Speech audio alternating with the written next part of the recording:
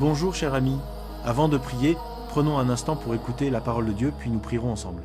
Hébreux 12 contre-indique « C'est pourquoi nous aussi, puisque nous sommes entourés d'une si grande nuée de témoins, rejetons tout fardeau et le péché qui nous enveloppe si facilement, et courons avec persévérance l'épreuve qui nous est proposée. Le passage « Débarrassons-nous de tout fardeau et du péché qui nous enveloppe si facilement » nous invite à examiner notre vie et à nous libérer volontairement de tout ce qui ralentit notre marche avec Dieu. Chaque croyant court cette course spirituelle, mais tous ne la courent pas avec succès. Certains commencent très vite, mais perdent leur élan à cause de distractions ou de fardeaux cachés.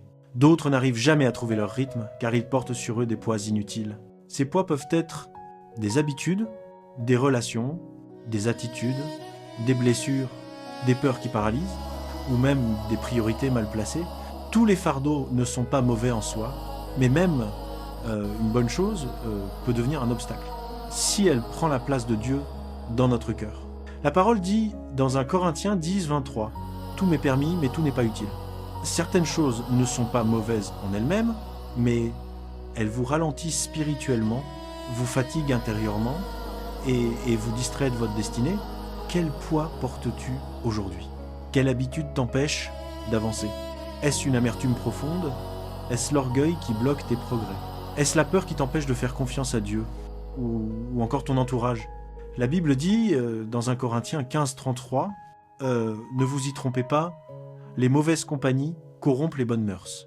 Les personnes que tu fréquentes peuvent soit t'élever, soit te détruire spirituellement.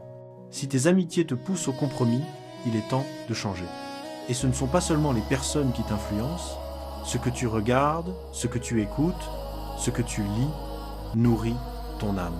Philippiens 4 contre 8 nous dit « Que votre esprit s'arrête sur ce qui est vrai, noble, pur, juste, aimable, vertueux et digne de louange.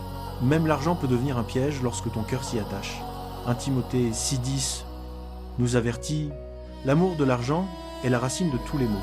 La recherche des richesses n'est pas mauvaise, mais lorsqu'elle prend la première place dans notre cœur, elle devient un fardeau spirituel. » La séparation spirituelle selon Jésus. Dans Matthieu 10 à 8 contre 8 à 9, Jésus dit « Si ta main ou ton pied te pousse à pécher, coupe-le et jette-le loin de toi. » Il ne parlait pas d'un geste physique, mais d'une vérité spirituelle. Il faut parfois couper, éloigner, abandonner ce qui nous fait trébucher. On ne peut pas progresser en s'accrochant à ce que Dieu nous demande de lâcher. On ne peut pas avancer tout en gardant secrètement nos chaînes. Paul dit dans Galatée 5 contre 7, « Vous couriez bien. Qui vous a arrêté? Beaucoup commencent la course, mais s'arrêtent parce qu'ils refusent de laisser certains poids derrière eux. Dieu renouvelle tes forces. » La vie chrétienne est un marathon. Elle demande constance, endurance, persévérance. Hébreux 12 contre 2 nous dit « Gardez les yeux fixés sur Jésus, l'auteur et le consommateur de la foi. » Ésaïe 40 contre 30 et 1 déclare « Ceux qui se confient en l'Éternel renouvellent leurs forces. Ils s'élèvent comme les aigles, ils courent sans se fatiguer. Alors courage, si tu es tombé, relève-toi. Si tu as ralenti, reprends ta course. La grâce de Dieu peut te relever là où tu es tombé. Sa miséricorde peut restaurer ce que tu as perdu. Prions ensemble. Seigneur Jésus, tu es le roi des rois, le Seigneur des seigneurs, mon sauveur, mon rédempteur et mon ami fidèle. Il n'y a personne comme toi.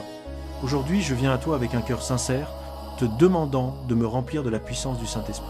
Ouvre mes yeux pour voir ce qui me ralentit, révèle-moi les fardeaux que je dois abandonner, montre-moi les habitudes, les relations ou les pensées qui entravent ma marche avec toi. Si des personnes affaiblissent ma foi, éloigne-moi d'elles. Conduis-moi vers des compagnons spirituels qui t'aiment. Si j'ai laissé entrer dans ma vie ce qui te déplaît, aide-moi à m'en détourner. Si mon cœur a été attaché aux richesses, ramène-moi la vérité. Tu as dit, si quelque chose te pousse à pécher, coupe-le. Donne-moi la force de m'éloigner de ce qui me fait chuter. Purifie-moi de toute iniquité, lave-moi, sanctifie-moi, restaure-moi. Ta miséricorde est plus grande que mes chutes. Ta grâce est plus grande que mes faiblesses.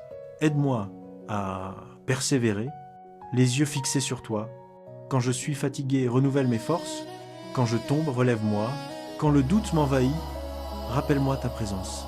Je te remercie d'avoir entendu ma prière. Que ma vie t'honore en toutes choses. Au nom puissant et saint de Jésus. Amen.